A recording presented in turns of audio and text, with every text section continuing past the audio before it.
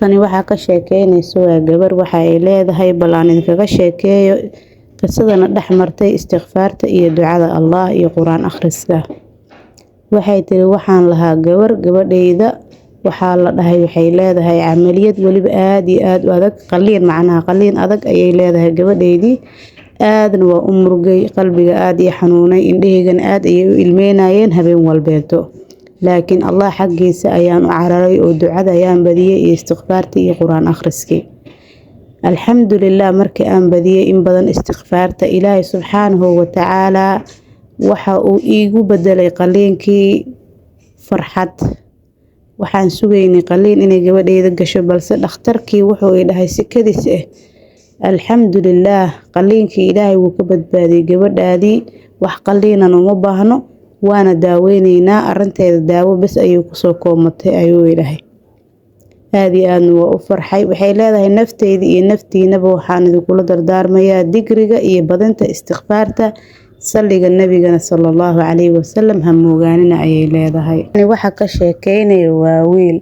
waxa uu yiri waxaan ahaa wiilka shaqeynayo goob ganacsi muddo 4 sano ah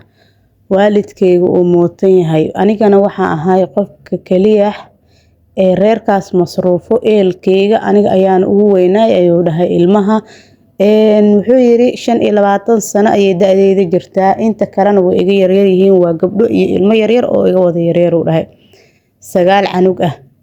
wuxuu dhahay hal qol ayaan deganeen ijaar ayaan bixinay uu dhahay ijaar ayaan bixinay waalidkayga markuu dhintay kadib bas wuxuu dhahay dhimashadii waalidkayga kadib markii aan ka soo wareegatay 4 bilood oo arrimihii igu cakirmeen culaysyadii igu bateen wax kasta masruufka guriga kiradii wax kasta la iga rabo aniga ciyaalkii aniga aan u weynahay wuxuu dhahay oo hoosh guriga in laga caawiyo ay rabto wax kasta markii adduunyada cariiri ugu noqoto wuxuu dhahay shaqadii waan wadi waayo oo waan ka soo tagay ayuu dhahay. Kadib wuxuu yiri wiilkan waxaan laazimay istighfaarta maalintiina wuxuu dhahay waxaan akhrinayay 1,000 mar ayaan akhrinay istighfaarta salaatu duxadana igama ay tagaynin ayuu dhahay muddo 5 bilood ah ayaan joogtay uu dhahay oo hal maalinna iga tagin istighfaarta hal maalinna iga tagin salaatu duxada. Kadib wuxuu dhahay alxamdulillah meel ayaan deen weydiistay deentii markaan weydiistay way isiiyeen kadib wuxuu dhahay waxaan la kulmaybo isla goobtii dukaankii aan ka shaqeynayo goobtii ganacsiga aan ka shaqeynayo oo la beecinayo kadib meeshii ayaan wuxuu dhahay awalba waan aqaanay beeceedii ganacsigeedii hooshada si u kala socdo anigana waa liigu yaqaanay ayuu dhahay Ilaahay meeshii ayuu ii sahlay nolosha way ii furfurmatay kadibna wuxuu dhahay alxamdulillah hadda waxaan ahaa dhahay nin meel iskale oo goob ganacsi iskale deentiina waan iska guday alxamdulillah Ilaahay ayaa mahad iskale iina fududeeyay ayuu leeyahay.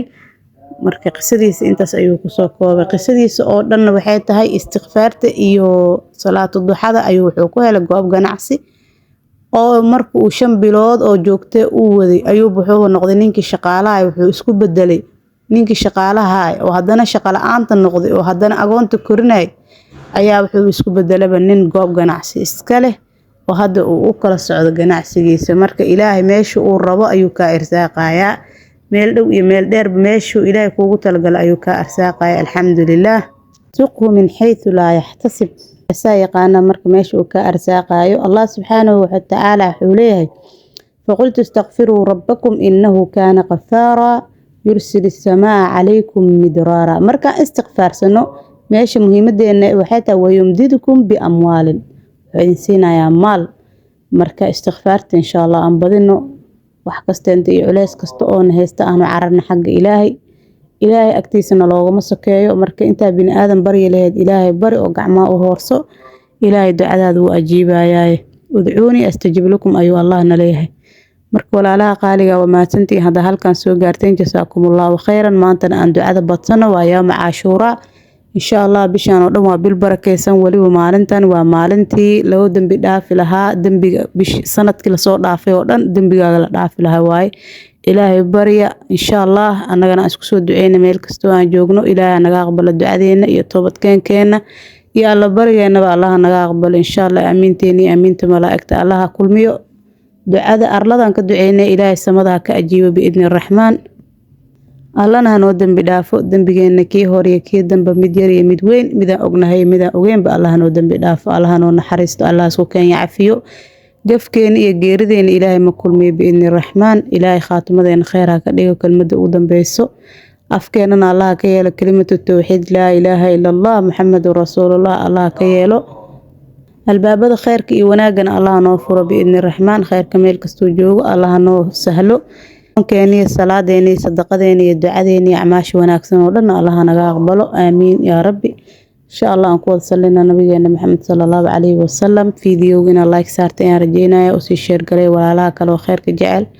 subscribe kana ku xiro assalaamu calaykum waraxmatullaahi wabarakaatu fi amaanillah kulanti dambe oo xiiso leh wixii ra'yigaagana commentiga igu soo reeb insha allah wixii talo iyo tusaale iyo walaalnimo ay ugu darsanayso insha allah igu soo reeb xagga commentiga assalaamu calaykum